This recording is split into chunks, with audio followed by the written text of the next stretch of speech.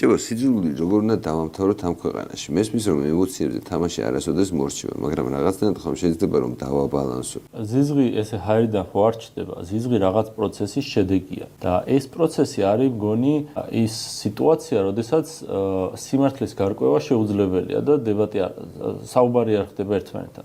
თუ მე და შენ რაღაც მოხდა და მე და შენ ვერ შევთანხმდით ეს რატომ მოხდა? ყველაზე მარტივი ახსნას ჩემი შეიძლება იყოს რომ შენი ბრალია, შენი შეიძლება იყოს რომ ჩემი ბრალია, იმიტომ რომ ტვინის დაძაბოს არ მოითხოვს რა, რაღაც ცუდი მოხდა ნაცები, რაღაც ცუდი მოხდა ქოცები, გამიგე და როდესაც ესე ამ მოუძე გადადიხარ და შენ აზროვნების ამ რაღაც პასიური მასზე გადადიხარ. მე მაგ წრიდან გამოსვლა რომ მოდი ერთმანეთი ნუღაგეზიზღებათ, ეს უბრალოდ მოწოდებით ალბათ არ ხდება.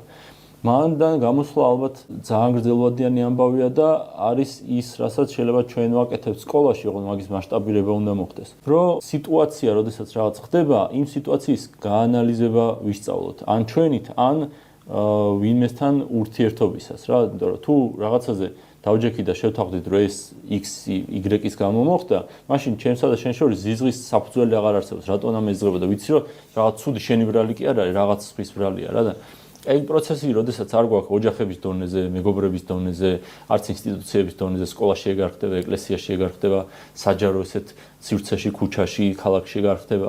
მაშინ გამოდის, რომ რაღაცა ცუდი რაც ჩემ თავს ხდება, ვინმეს უნდა დავაბრალო. ჩემ თავს ხარ დავაბრალე, ხო? ადამიანი მარტივად მაგ მოუდით მოძრაობს, რომ მისი ბრალი არ არის როგორც წესი სამყაროს ბრალი, ანუ ვიღაც ცუდის ბრალია, ხო და ეს ცუდი ვინ არის ახლა? მართლა იმ გლობალური ომის პარტიის ხო არ ჯერათ არა ამ ხალხებს? რომც ჯეროდეს ის შორს არის და იმის სახე ხატა და აქ ვიღაცას ეძեր, ხო?